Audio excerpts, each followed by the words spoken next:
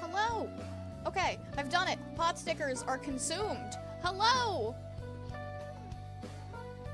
Takemi, it's time for you to go away now. Because now, it's Danganronpa time. Alright. I have no idea how much time we have. Bad? No, it's fine, it's fine. We're chilling. I've got coffee. Bonk! Don't bonk me. Look, I managed to get pot stickers down in 5 minutes flat. I think I'm proud. Oh, okay, at Remy. Got it. That's gonna feel so weird, but fine, you're Remy. I need this slightly quieter in my ears. My ear holes, they're sensitive. That's true, but you were, however, talking about, you know. I probably shouldn't say those words this quickly as stream starts. Yes, I make crack. Thank you very much. I appreciate that being taken heavily out of context. And I'm sure that now there's gonna be another clip of me saying that. So, thanks. Yes, it is Christmas crack. As in the delicacy of dessert varieties. Anyway, what's up, guys? We've got however long it takes Goose to do an oil change. Yeah, like a puppy chow.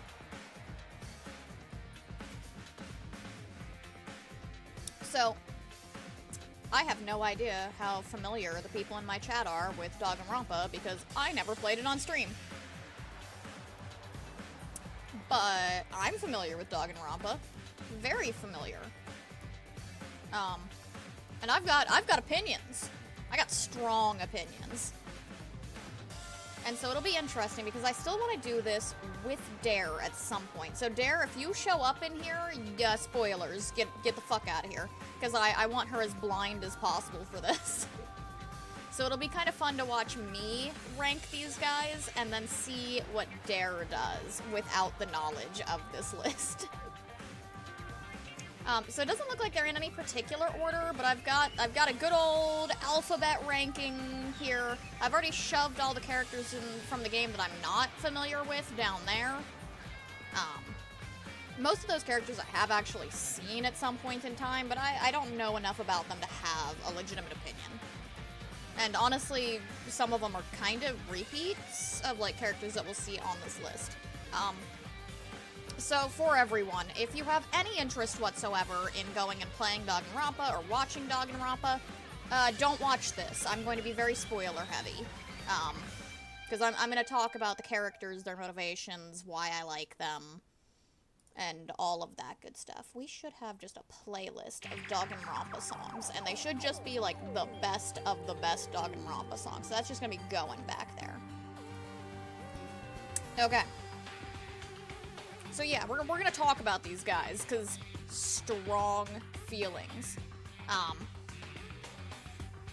I'm pretty sure this list has everyone. I looked for a little while to make sure, and nothing is jumping out at me as missing, but that could very quickly change if I'm like going through and I'm like, hold on a second. It looks like it's everybody. There's even like variations of some of them. But I wouldn't be surprised if there's, like, somebody missing or somebody slips through the cracks or something. Like, am I seeing Kaede anywhere on here? Yeah, there she is. Okay. I mean, we'll see. I'll be going through, and I do kind of wish that they were, sorted by game, but that's fine. The question I have for you guys is, should I, like, personally pick them out based on game and, like, go in order, or should I just go in order on the list? Because I can do either. I'm still kind of like combing through, making sure that everybody on this list is like correct. There's roughly 16 characters per game with a couple extras.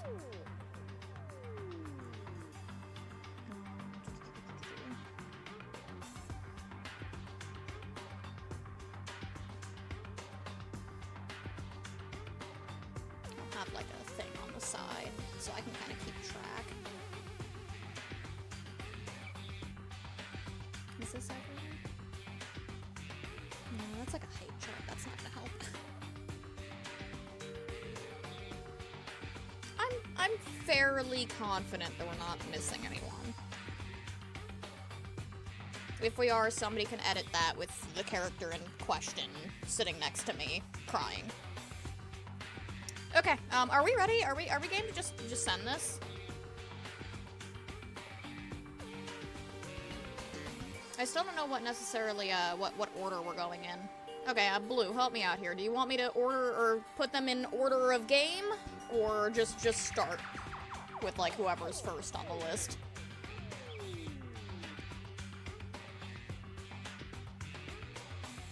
Might be easier to keep track. We could do boys and girls first. Okay, do you want to see boys first or girls first? Oh, I've got a Goose update. Let's see. You don't care, okay. Okay, we got like 30 minutes. We gotta send this. We're gonna do girls first, because girls are first on the list. So that is Is Monami also on the list? Yes. Okay, so that's Usami, who is only in the second game for a little bit. She makes a cameo at the end of the first game. On, like, the good ending. I don't want to do this one. We're gonna skip this one. There we go. So she makes a cameo in the first game at the end, and I don't know, she's pretty mid, honestly.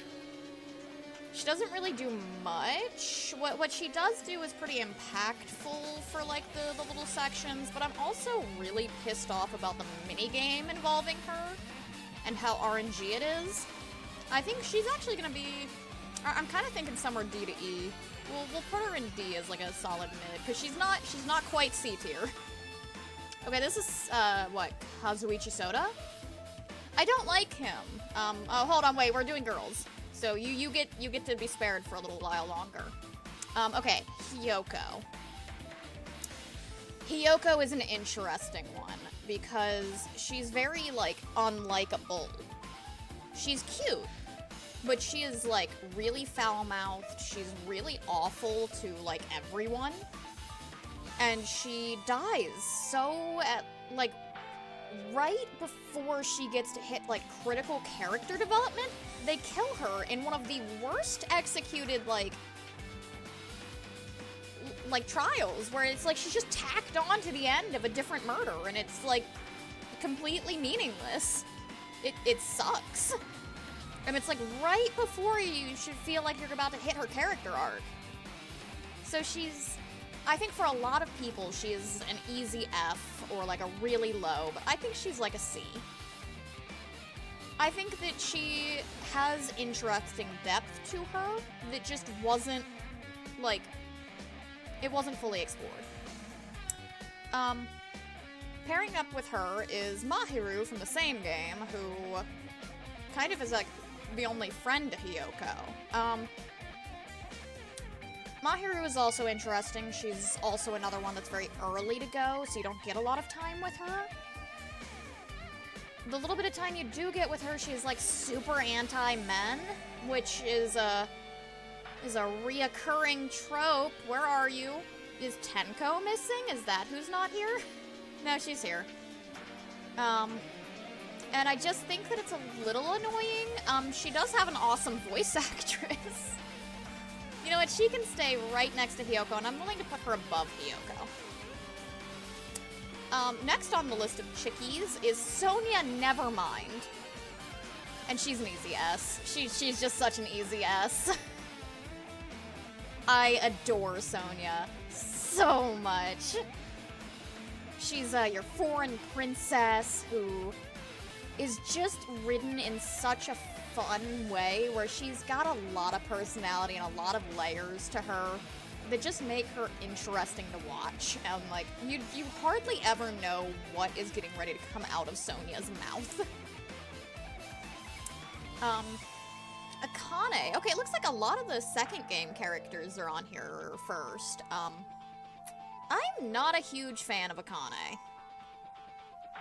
She is very rash to act. She's supposed to be, like, the athletic type. Her whole personality is food. She never once really feels like she contributes to, like, a trial or anything. And, like, it kind of angers me that she survived where others did not. So, I don't dislike her like I kind of dislike Monami. She can hang out in this area. I don't want to break apart the girls, so I'm willing to put her here. Get more time with her, I guess. And you know what? In her free time events, she does get a lot of interesting depth there. So I'm fine with that. Spoilers. This person is not a chick. We're not ranking him right now. And it's not like they're trans or they're hiding. No, they, like, genuinely just are not a female, and they're just pretending to be for the sake of, like, making their life easier. It's not like a choice of theirs, it's more of like a guilty thing. So we're gonna that's an awkward, weird topic. Going forward, I'm just gonna say they, and we're just not gonna rank them right now. We are, however, gonna rank Mukuro. Mukuro is very interesting. I think that this particular Mukuro, I'm not sure where to put her, because I didn't ever really interact with her with this. You know, we'll put her here, and we will talk more about Mukuro in a different variation that I know is here. Okay, Ibuki. I like Ibuki a lot. But I don't think she's an S, and that's going to anger Goose. She is like one of Goose's easy favorites. But Ibuki is... she's a little loud. She's got some sprites that, like, ruin my immersion at times. And as much as I love her, she's punk rock. How dare he have another girlfriend? That's so fair. I don't think there's a lot of depth to her. She's fun. She's super fun. I would put her in, like, A, just because she is... I would love to be friends with Ibuki. I would sacrifice things for Sonia. I wouldn't do that for Ibuki, but I'd love to hang out with her. Mikan. Oh my god, Mikan. If Mikan was just how she appeared in the game, where she's this very meek, this, like, nurse type, lot of fan service shots of her, I would not care for Mikan. Mikan, however, has an advantage going for her. And if anybody has ever watched a single one of my streams, you'll know I fucking love crazy bitches. And Mikan is a crazy bitch. She actually kills both of those two. And does it just for shits and giggles. She's not any deep moral reasoning. She doesn't have some, like, oh, I really want to get home. I'm just scared, and I'm just trying to survive. No, she knows what she's doing. And yes, it is only after, like, a small mental snap sort of thing in the game, but she just executes it so well, and it's... as soon as she gets crazy eyes, she's just, ooh, and I think I'm willing to put her here. Because that whole, like, front half of the game sort of situation is just like, eh. But as soon as she hits that moment, it's like, okay, yeah, I'm all about this. Okay, so here is actual Mukuro. Or, well, not actual Mukuro. The Mukuro pretending to be Junko. And that's an easy S. That is such an easy S for me. She is not... you get some of the shortest amount of time with her in the entire game. She's first game, she's a major plot twist. And oh my god, it's so well done. Because, again, this is super spoiler heavy, obviously. Junko is the main mastermind of, like, everything. And so she sends in her twin sister, who is Mukuro, disguised as Junko, to just cause some chaos. She's there just to, like, be an agent of chaos. But real Junko almost immediately offs her. Like, just full-on executes her. And her line that she delivers... yeah, chaos. Her line that she delivers, where she is impaled on these spikes and just sitting there going, why me? This wasn't supposed to happen. When you have no idea what she's, like, talking about, you just think, oh, damn, that sucks. But then the big reveal that she was a plant that shouldn't have been killed is insane. Going back and spending the free time events with her after, like, post-game, where you get to actually, like, meet her. And she's pretending to be, oh, this fashion model, yada yada yada, but she's, like, actually a huge military spy. She's complete opposite of, like, that, and it shines through a little bit as you get to know her. Not to mention that there's a whole what-if novel mode in the second game, where she full-on solos Monokuma for the sake of Makoto, and wins, and that's just badass as fuck. She's just a badass, and I love her. Aoi. I like Aoi a lot. She's kinda stupid, but she's real sweet, and the entire Sakura trial, as much as it kind of pisses me off to watch, girl knew what she was doing. She was very clear in her intentions, and that was to kill everyone, including herself. Because they hurt her friend. And that's valid.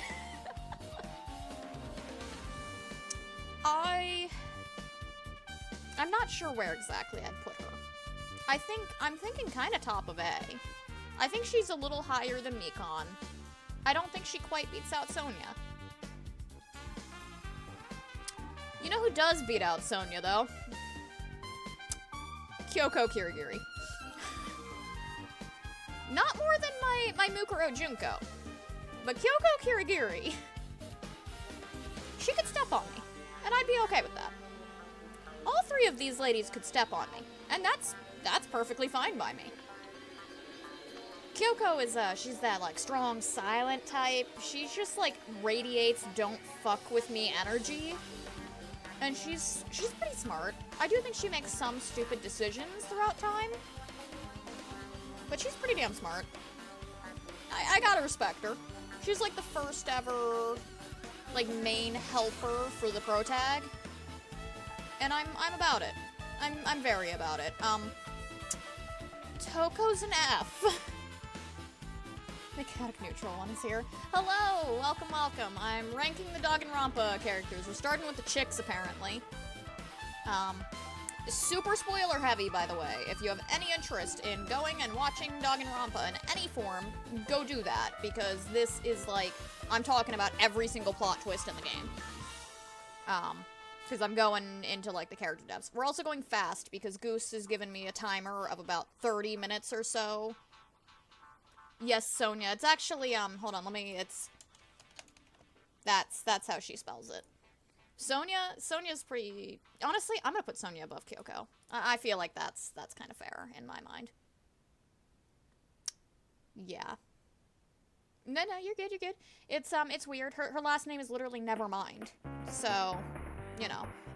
Why are all the, like, pixely ones in this, playlist? That's not what I want. That's, you know what? No. That's fine. Okay. So Toko, easy F. Like, easy F. She's very, like, hostile and defensive, and she's quick to slut shame, and she's just weird. She's also very unhygienic. It's just, she just radiates Sakura. Ooh, I like Sakura. I think Sakura might be our first B tier. So the Sakura plotline is that she is actually a traitor. And she has been essentially told, hey, if people aren't willing to start killing, you're gonna have to kill someone for me. I have your family hostage. And she's like, well, shit, okay, I guess. But after enough time, because she ends up not having to do that because somebody else jumps the gun and kills, she's hanging out. She develops this gorgeous friendship that I'd absolutely ship, with Aoi. And she decides, actually, no, I'm gonna fight back. I'm not gonna do this. I refuse. And ends up, it causes this major rift in, like, everybody that's trying to get along versus everybody that's like, nah, every man for yourself. And everybody's kind of against her. And she ends up killing herself. It is one of the biggest, like, plot twists in that game, in my opinion. Because there is no actual murderer for the trial. And that is very interesting. And she writes this heartfelt letter to Aoi about how, okay, I'm the one who did this, you guys don't need to have a trial. Just accept that this is my sacrifice to all of you. And it's gorgeous.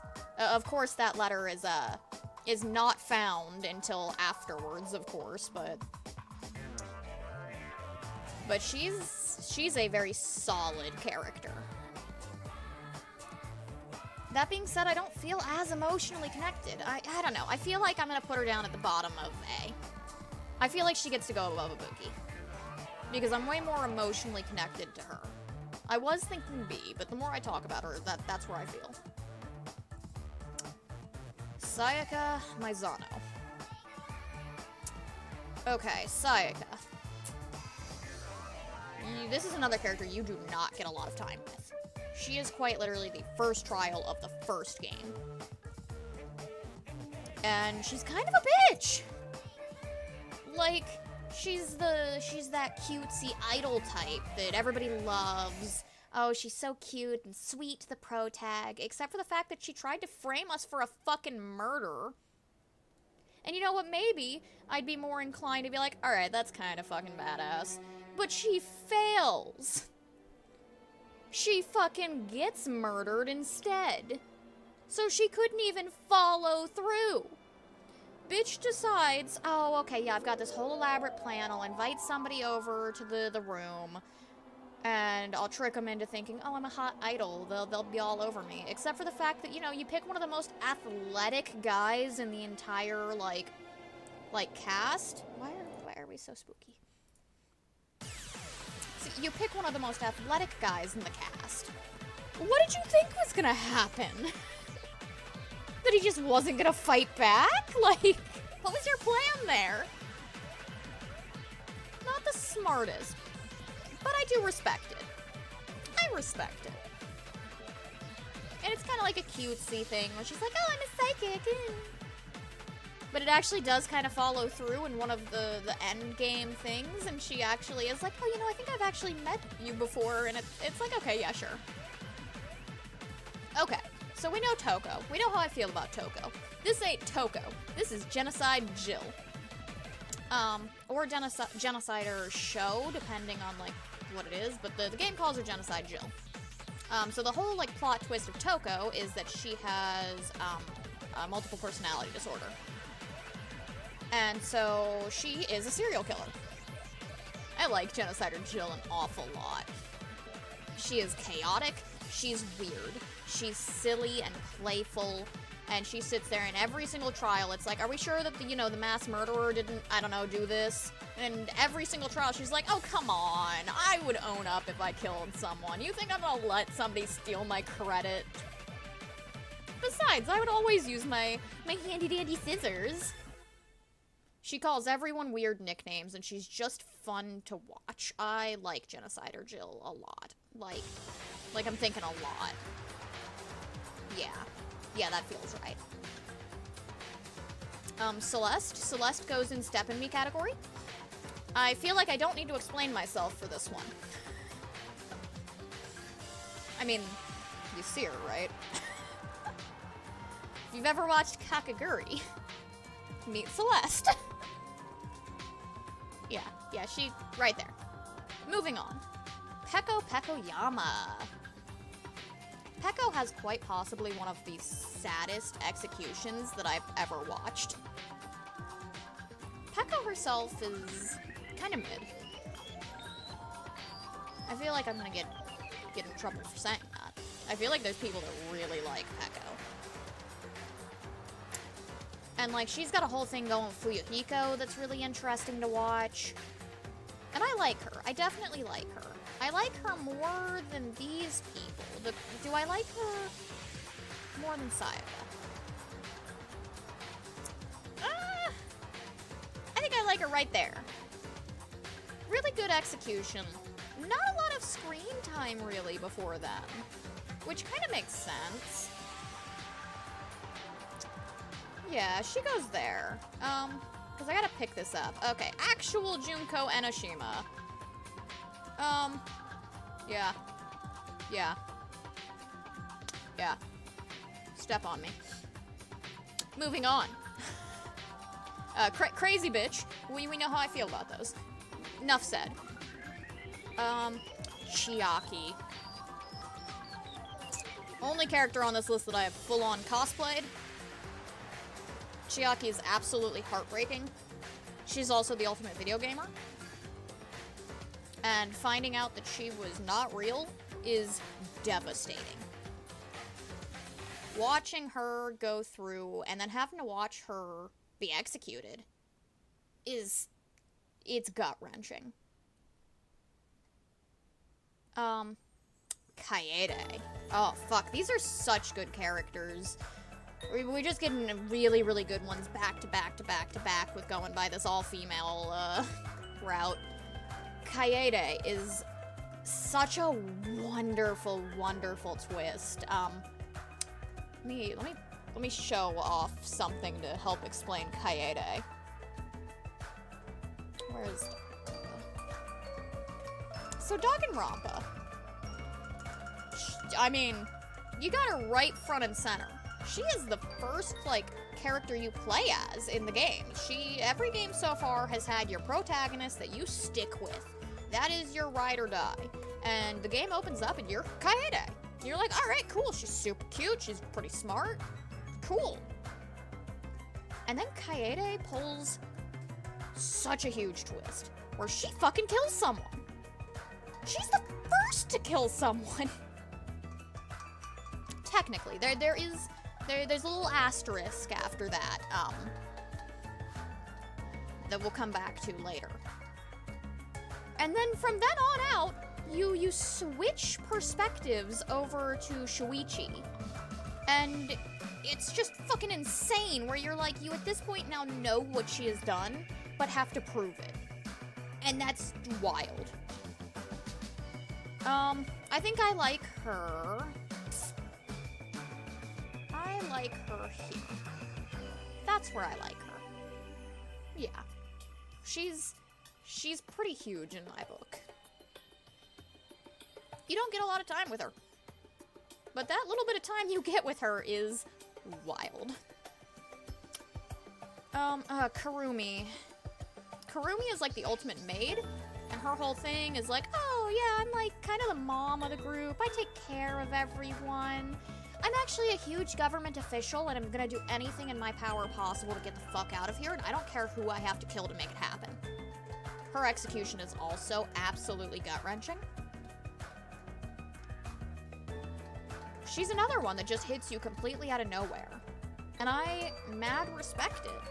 You know what? I'm gonna put her right next to Mikon, I think. Above that, yes.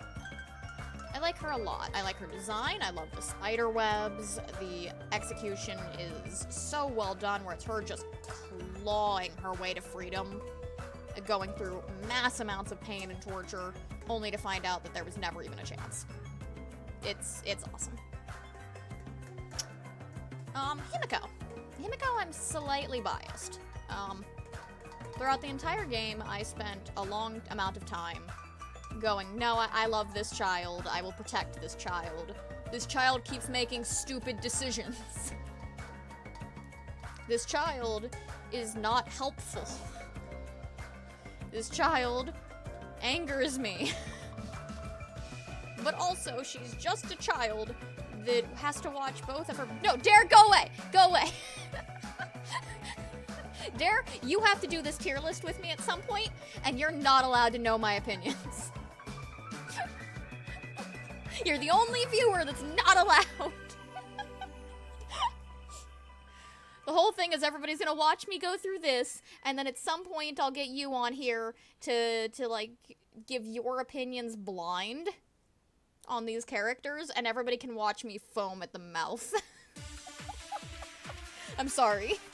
I still love you, I promise. Okay, bye! I'm sorry, Dare!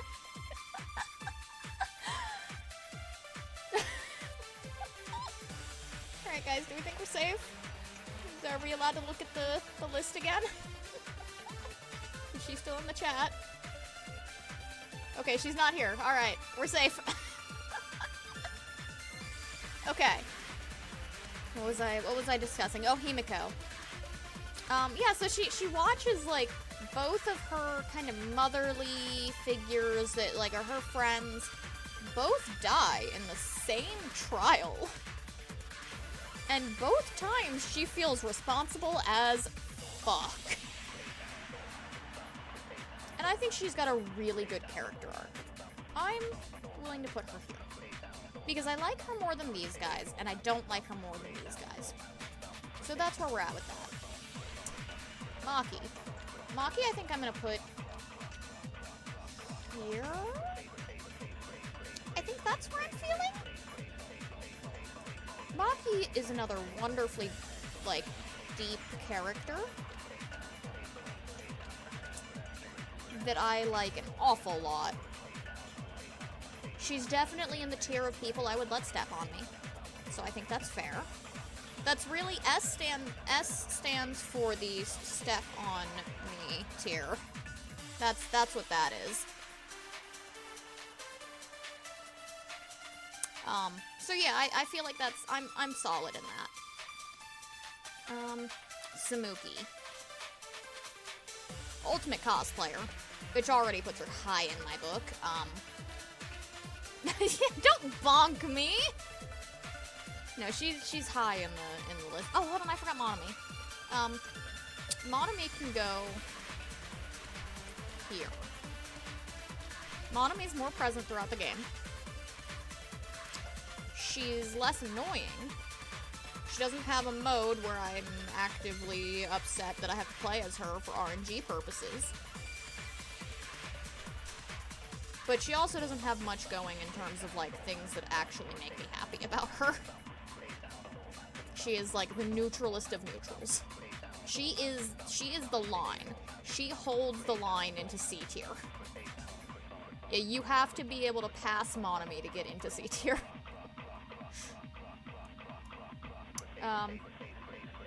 Okay, so back to Samuki, ultimate cosplayer, also the final mastermind of the third game. And the actual, so I mentioned that little asterisk on Kaede killing someone. Kaede failed.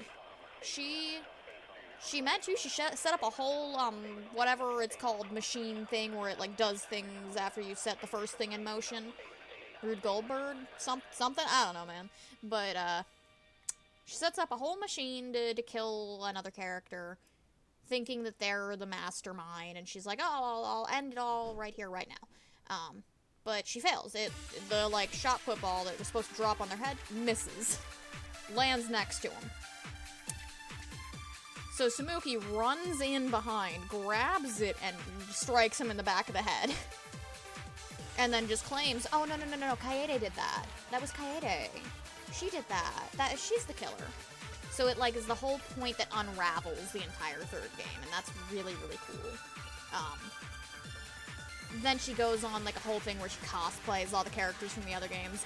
My only complaint about Samuki is what it means for the rest of the franchise. I don't know if Samuki is just also screwed up memory-wise and is just wrong, or if she's lying, or what, but she claims that all of the first two games were just, like, a television show, like it was fake. And I hate that. And I think just for that purpose, she's gonna go here. Because I wouldn't let her step on me.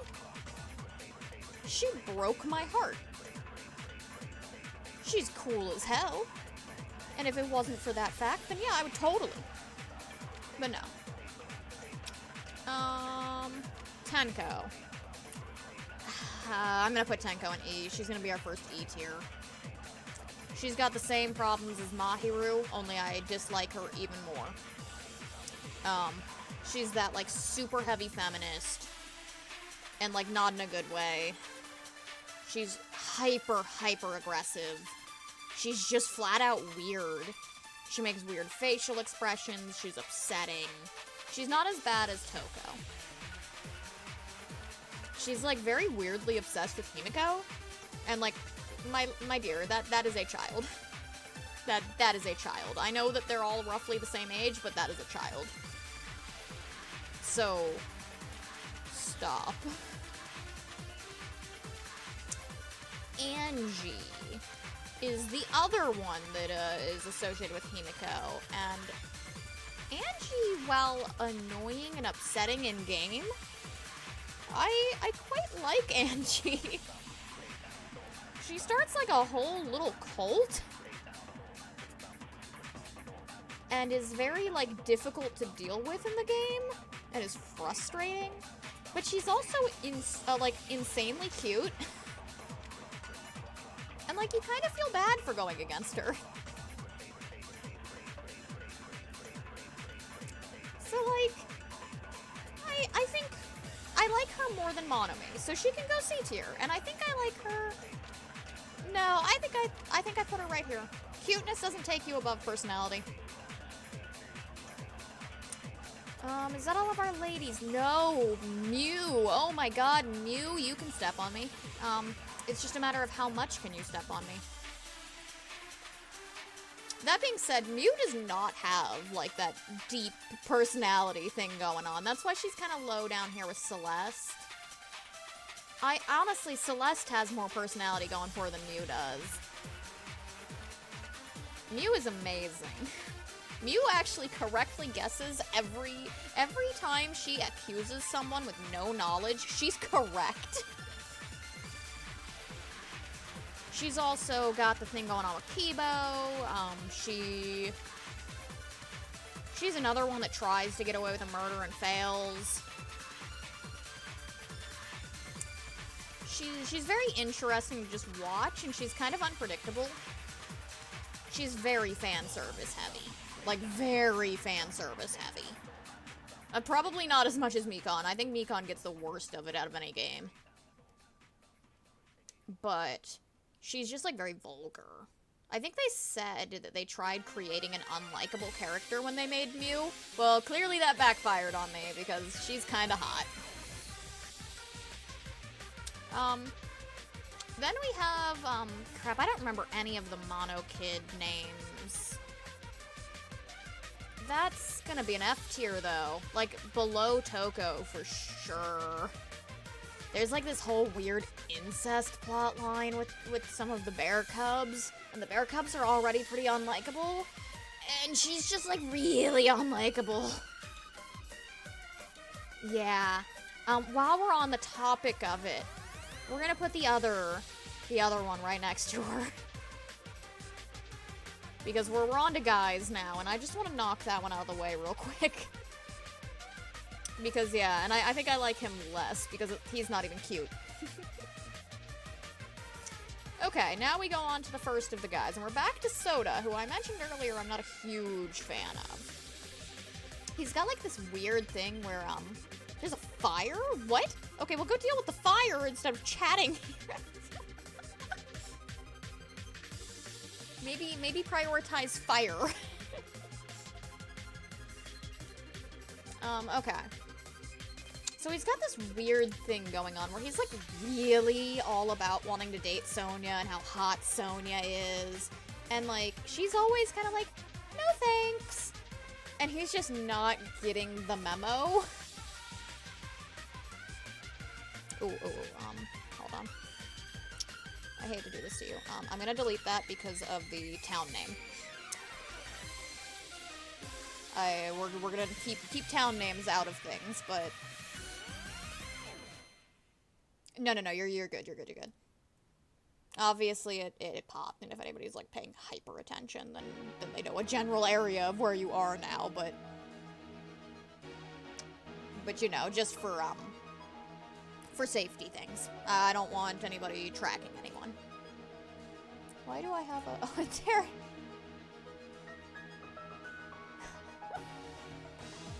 Dare message me on Discord. I feel so bad. Okay, but yeah, so Soda. And, oh, but I did see the message, by the way, and that's good at least. Well, not, like, great, but at least it's not, like, a nearby fire.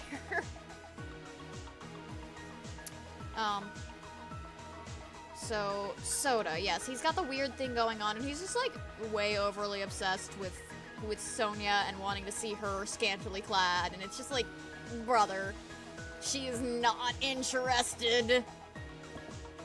But he's a bro. He's totally a bro. I heavily enjoy the fan theory that he's, like, actually super bi.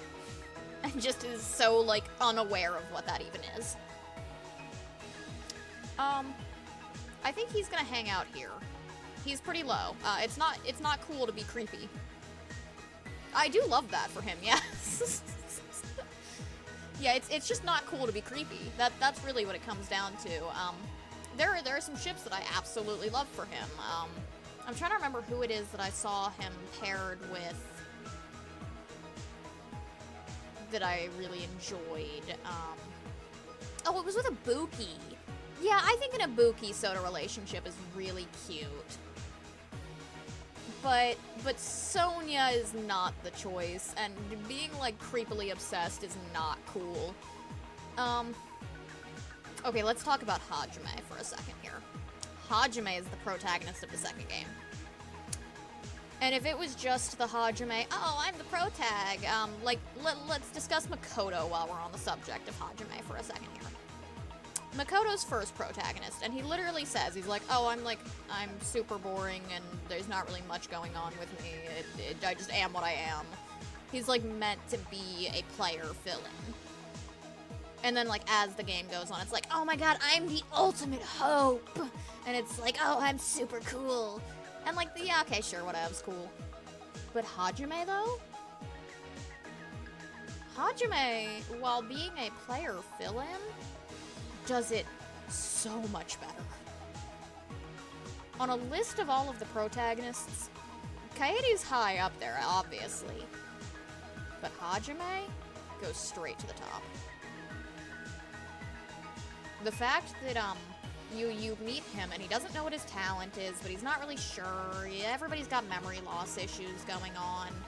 And, like, maybe it just hasn't come back to him, only to find out that, no, actually, you were just, like, a reserve corps student. You actually don't really belong here. You're literally just an average guy.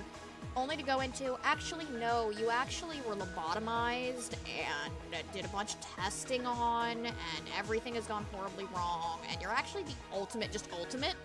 You just are. Like, you're kind of, like, the person to be. And for him to just be like, oh... shit. So he goes from, like, a kinda someone to a no one to a the one. And it's just interesting to watch him and how he stays humble and is, like, still chill. And he just becomes this, like, big leader because, the plot of the second game is that, yeah, you've got all of these wonderful characters like Sonia and, like Mikon and Ibuki, and they're going through and they're all put on the island. They're told, oh, you know, kill each other because I said so, otherwise you don't get to leave. Only the big reveal of that game is that, no, they're not actually well, they are ultimate students, and they are, oh, the ultimate gamer, oh, the ultimate princess, the ultimate rock star. But they're also the ultimate despairs? Because after the events of the first game, they were all so heavily mind-fucked that they went out and committed, like, mass genocide. So they're all horrible, horrible people that have committed atrocious acts against God.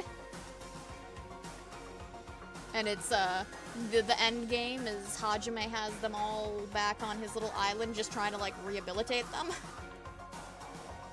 And, like, replace the god-awful memories and just try to fix them.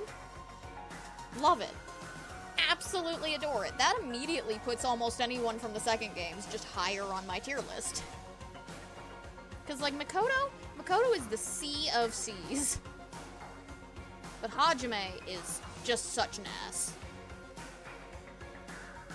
Now let's talk Nekomaru. And is Mekamaru on here as well? I don't think he is. It's one of the only, like, variations that I don't believe is here. That's fine. They can rank together then. So Nekomaru is kind of low.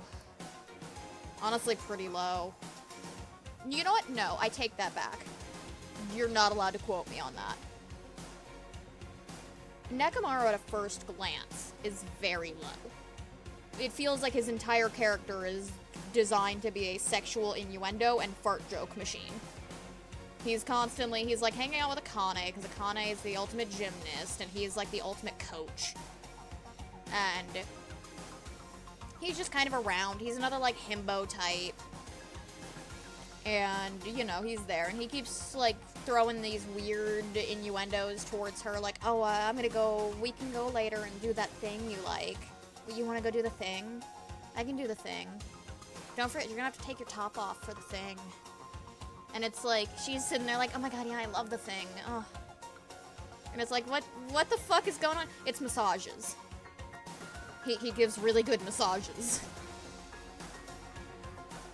And then, yeah, it's constantly just fart jokes from him.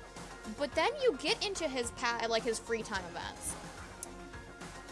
And the man has, like, a terminal medical condition. And it's this heart-wrenching tale of how he's going through trying to, like, just survive and lead others to a goal he himself can't achieve. And it's like, it's beautiful. It's fucking gorgeous. And I wish that it was shown more in the actual just gameplay and not just like a side thing that you can completely miss. Because if it was just that as a character, I would not care at all for Nekomaru. But I think I can put him in, like, here. I'm willing to do that. I like him more than Makoto, because he's got, you know, personality. This is the personality benchmark. Or, I guess, like, good levels of personality. Because all of these guys kind of do, it's just not as, like... I don't think it's as emotional as Nekomaru. Okay, now let's talk about, oh crap, Chihiro. Chihiro is a very solid character. It's another one that's, like, absolutely tragic. Because he's sitting there and it's like, oh, well, the next motive is we're gonna reveal all of your secrets, and everyone's gonna find out that you're actually a weak little boy. But instead of being like, oh god, I better go kill someone and, like, do something about that, or I'm just gonna cry, Chihiro is just like, you know what? I think it's time that I embrace myself. I'm gonna ask Mondo to teach me how to be strong. I'm gonna tell Mondo my secret, and I'm gonna go and I'm gonna start going to the gym. I'm gonna try and, like, work on myself and become the person I want to be. And then Mondo fucking kills him. And it's devastating. And then, there's, like, ripples of, like, Chihiro in the rest of the entire, like, series, because Chihiro's a programmer that creates a program that ends up playing in, like, many, many things that they're, like, onwards. I think Chihiro goes here. Yeah. Oh, Jesus Christ. So, the next character on this line... Hold on. Give me one moment. How do I add? Uh-huh. Yeah? Mm-hmm. Mm-hmm. Mm-hmm.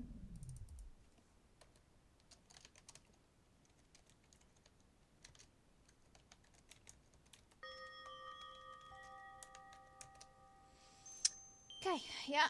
Anyway, yeah. Once again, if you've ever watched a single one of my streams, you know that I love the crazy bitches, and there is no one fucking crazier than Nagito Komeda. Not only can he step on me, he could do whatever the fuck he wants to me. I don't care. And I know that I am not alone in this opinion. And goddamn is he fucking insane. In, like, just the best of ways. He is the catalyst for the first murder. And, like, he pretends to be, like, your Kyoko in the second game. You're like, oh, okay, he's gonna do the trial with me, he's gonna investigate with me, he's like my little buddy, okay, cool. Hey, little buddy, what you doing? Why are you maniacal laughing? Only for it to not actually have been him that's the murderer? Then they tie him up, you get a CG of him tied up on the floor! I'm normal about him. Then they, like, release him for the next trial. Because he has to be present. And everybody's like, hey, should we be letting this guy just, like, roam around? He literally confessed that he was going to murder someone.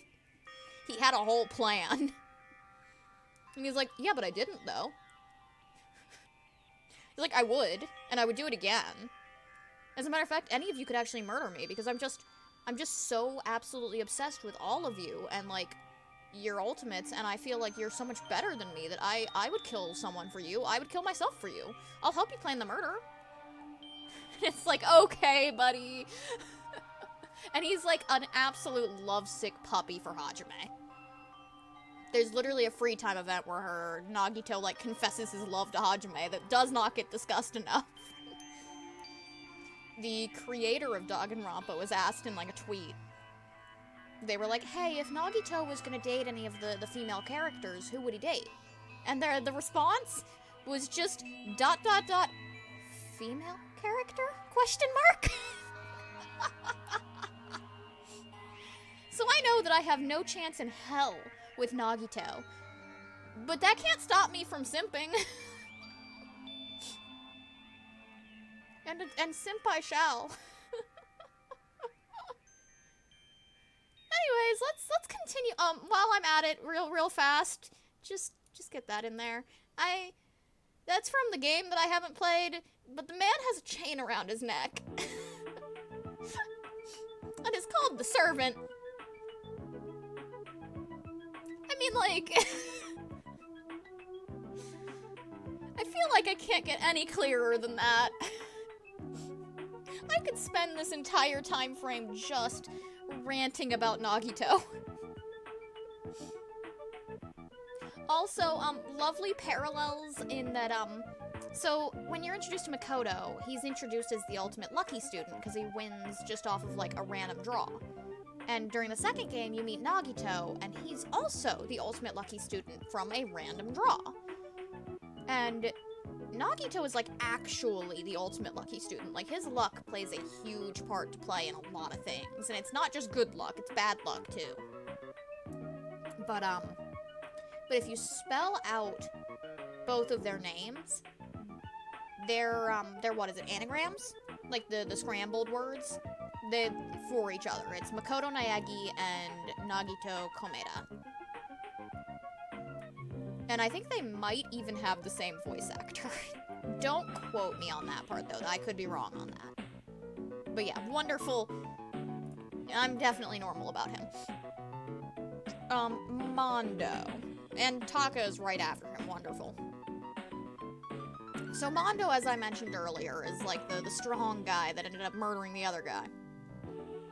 And he did that because his whole thing is like, well, my secret is that I killed my brother, and he really didn't, but he feels guilty about it, and he's like, but it pisses me off that you can just admit your secret and be so much stronger than me. No, I'm the strong one, fuck you. He's got like a little bromance going on with Taka. Mondo? I like Mondo.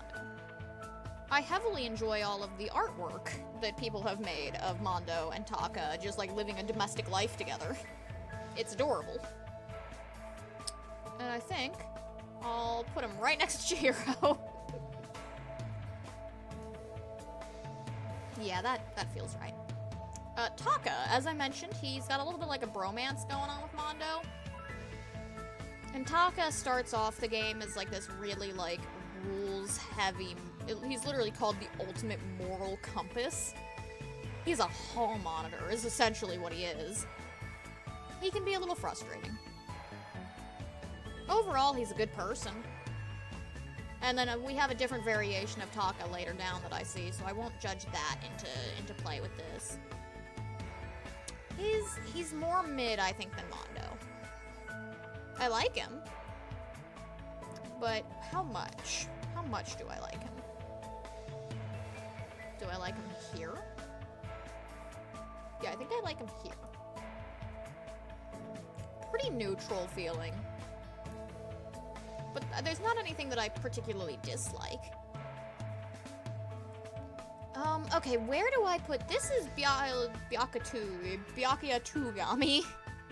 This is... Hold on, in order to talk about him, we need to talk about Byakuya. Byakuya Togami. Byakuya is in the first game, and he's kind of like your Nagito, but not quite. He full on just fucks around with a murder scene he stumbles onto, Chihiro's to be exact, just because he found out about Toko, and Toko is fucking obsessed with Byakuya. She stalker levels. But he's just let's have a little bit of fun. Why not spice it up? Why not take this dead body and just pose it? And buddy, that's fucked up. And he's a total asshole because he's the rich kid. But I kind of respect it though.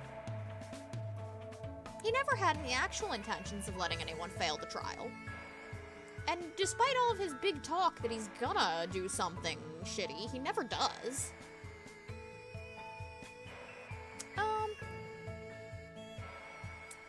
I'm feeling A tier. Because I do quite like Byakuya. And he comes back into play as part of the Future Foundation in the second game that's who made this whole program thing. He's a pretty major player. And he does soften up a little bit. The question is where? He's not above Mikon. I think he's above Karumi. I can see that. Okay, let's talk about Tugami. So in the second game, you start up and you see Byakuya? Byakuya, what happened to you, buddy? But you're looking at it and you're hold on, this Byakuya is acting strangely different. First game Byakuya was just immediate I'm gonna go off on my own, fuck you guys. That you guys are being stupid, you're not gonna survive this way. Second game Byakuya is anyway, I'm appointing myself as leader and no one is dying. No one. Only for him to be the first to die, unfortunately. Thanks a lot, Nagito. But as you kind of learn, because so during the actual base game, you don't really get a lot of information about him. But once you get into that post game and can actually interact with him, you find out that he's actually the ultimate imposter and is only pretending to be Byakuya. And I believe it's either implied or confirmed, I'm not sure, but he's related to Byakuya. I don't remember if it was brothers or cousins or what. So it's very interesting. He's a very interesting character. I don't know how much necessarily depth I feel like I got from him, but he's very intriguing. He's one of the first people I beeline to go and interact with during the post game. I'm feeling B. He's not here. He could be here. We can let him defend Chihiro from Mondo. Yeah, that feels right. Okay, so Hajime. We know Hajime. This is what Izuru is what Hajime becomes after he's gone through all of the bullshit. And it's oh, I'm the evil Hajime. I'm the one that was used for darkness. I don't like him as much, for obvious reasons.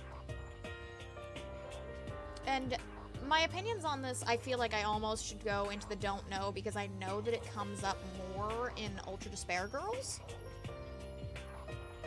But I feel like there's enough in Danganronpa 2 for me to rank this. I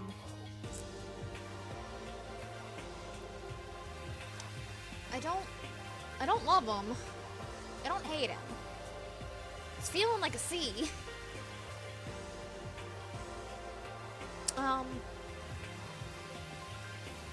He has personality, so he beats the Monami benchmark.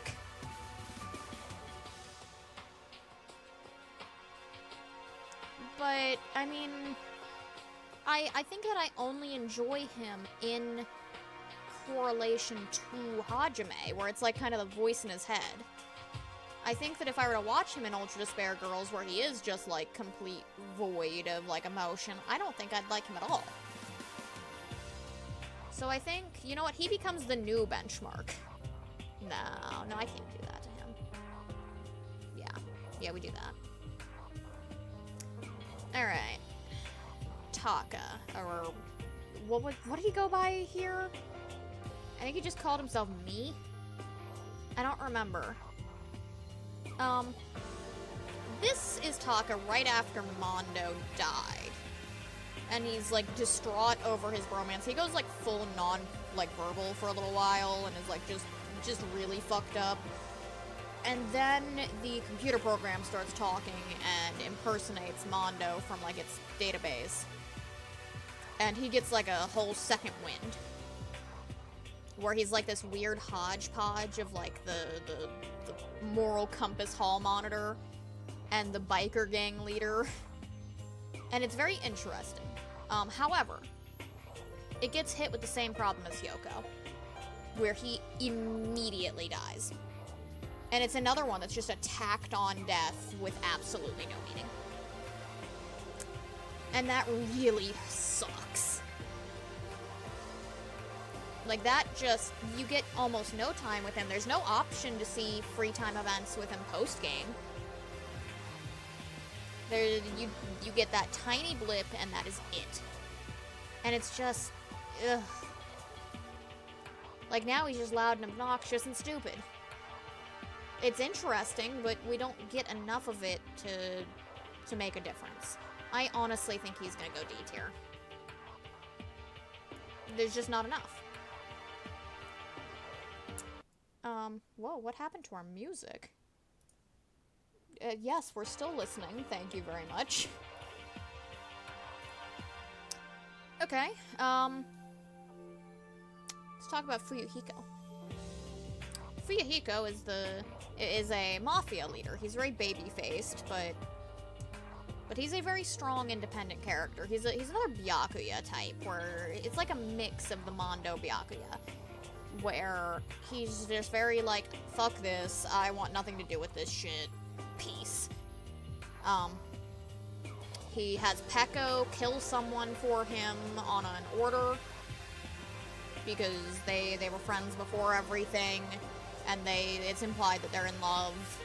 And it's really, really pretty to watch that kind of unfold, and I feel terrible that their ending was so tragic.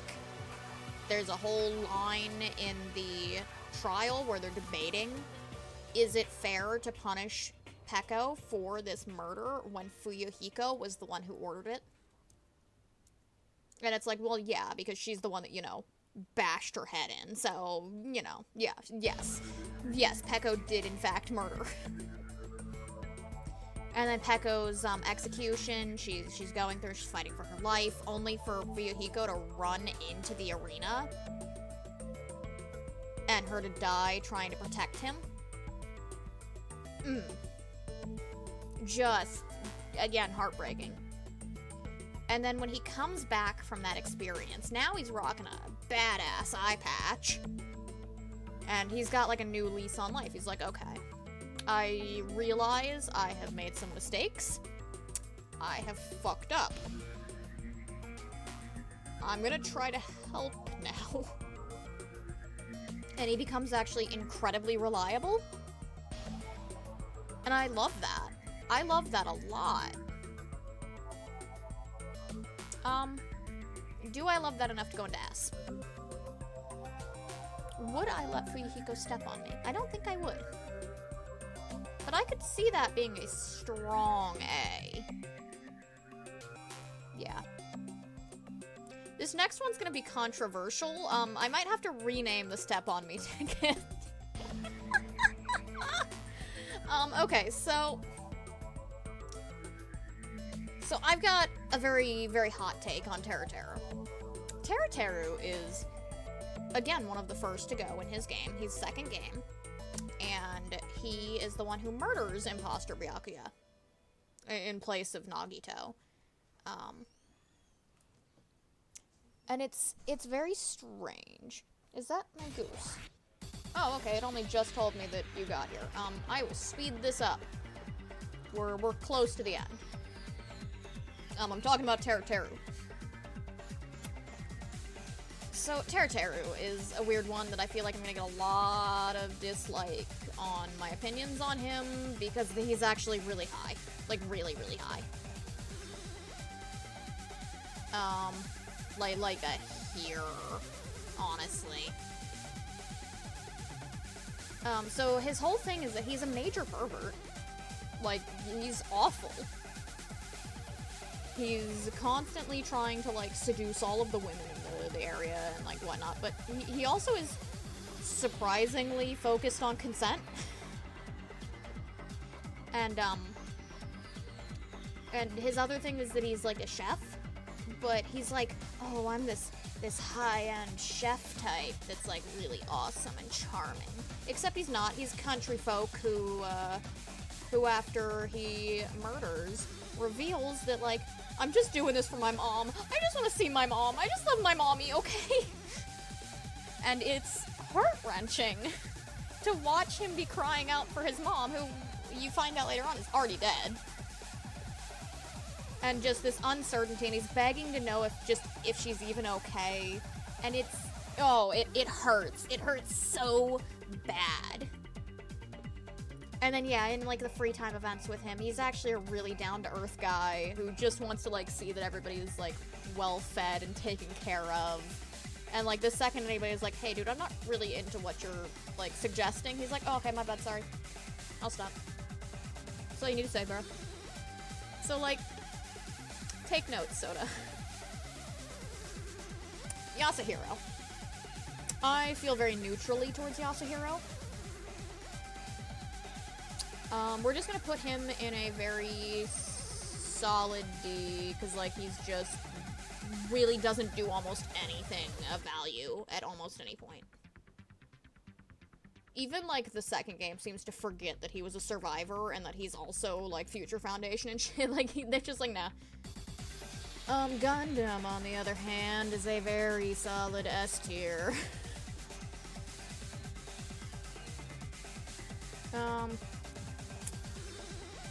He loves animals. He's also a magic boy. Incredibly dramatic. Sacrifices himself to, well, weirdly, like, he does kill someone.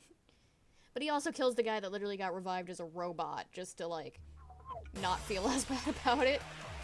One of the only characters that, like, murders someone, but is shown to, like, you know, it really wasn't that bad. Like, everyone was starving to death. Someone had to do something. He was willing to jump on that blade. Also, love interest of Sonya. Like, the guy that she actually is into. And she watches after his hamsters afterwards, and that's adorable. Leon. Leon we do not see a lot of. He's, again, first trial, first game. I don't really care for him all that much. He's kind of stupid. He really could have just walked away after the attempted murder failed. He did not have to kill Sayaka. And he just doesn't have anything going on for him. I'm just like, I like him more than Tenko, but that's about it.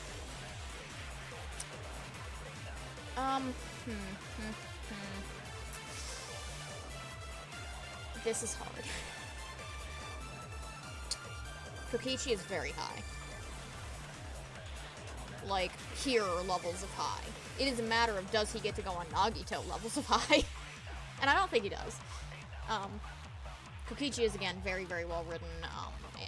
Kind of the crazy type, lies every 2 seconds, is definitively the, like, antagonist of the third game. But, like, kind of a hero. Gotta respect it. And Taro.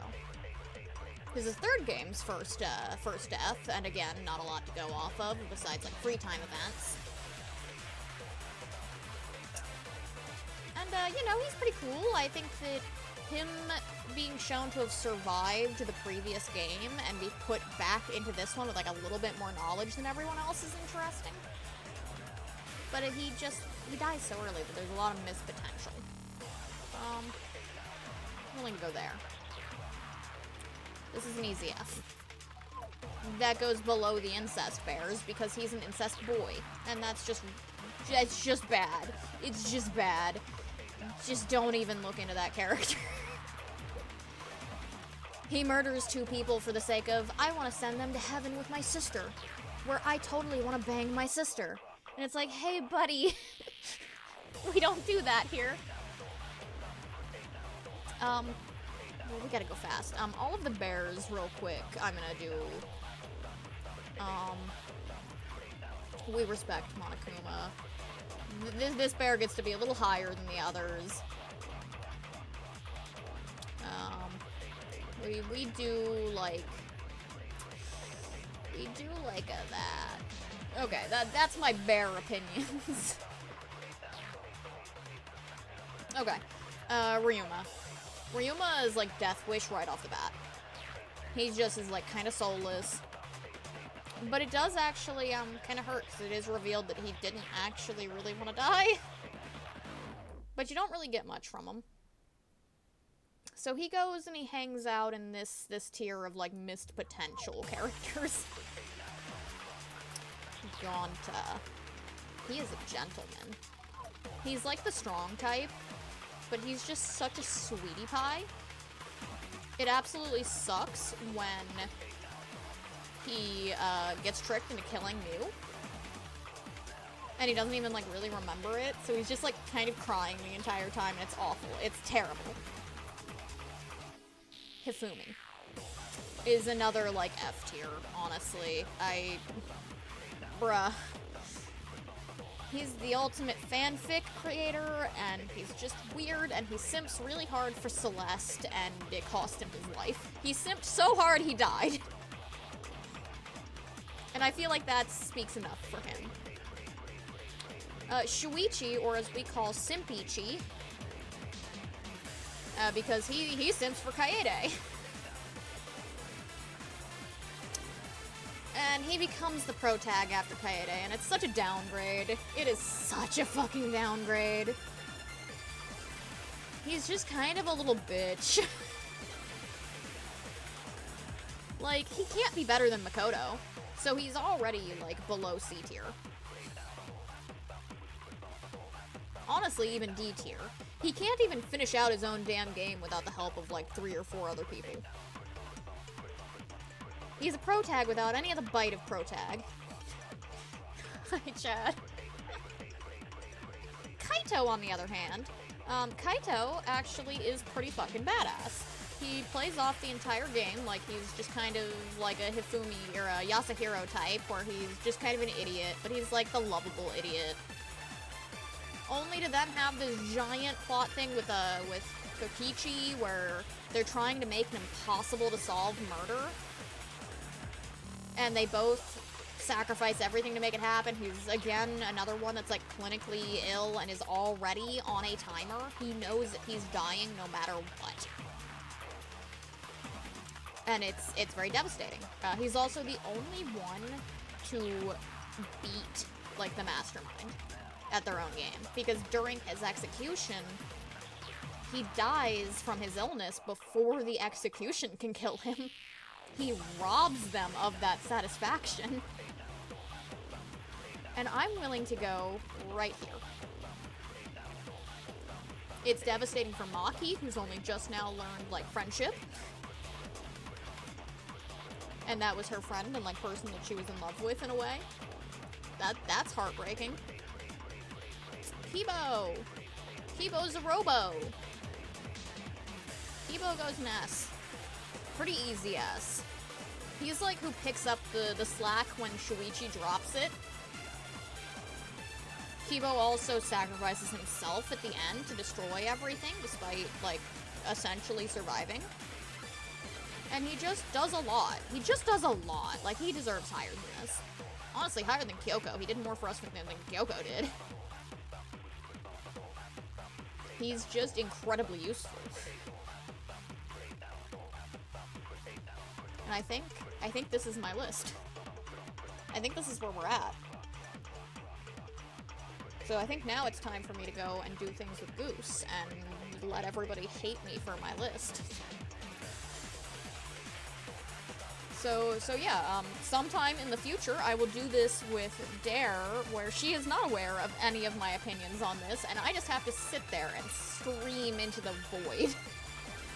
Because the second she does this anywhere down here, I'm crying. Like, that is a crime. And it'll kill me. It'll absolutely kill me.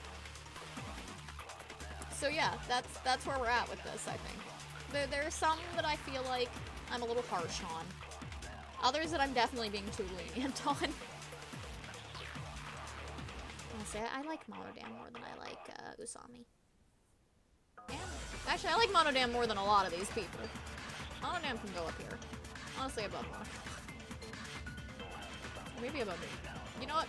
Monodam's actually pretty high, now that I think about it. It's one of the only cubs that's actually likable. It's one of the only ones I remember the name of. But yeah, I think that's where we're at. And I'm content with this. So thank you for coming to my TED Talk. Just quick hour stream in and out, and yeah. Everyone have a wonderful night. I'm going to go do things with the goose now. Alright. Bye!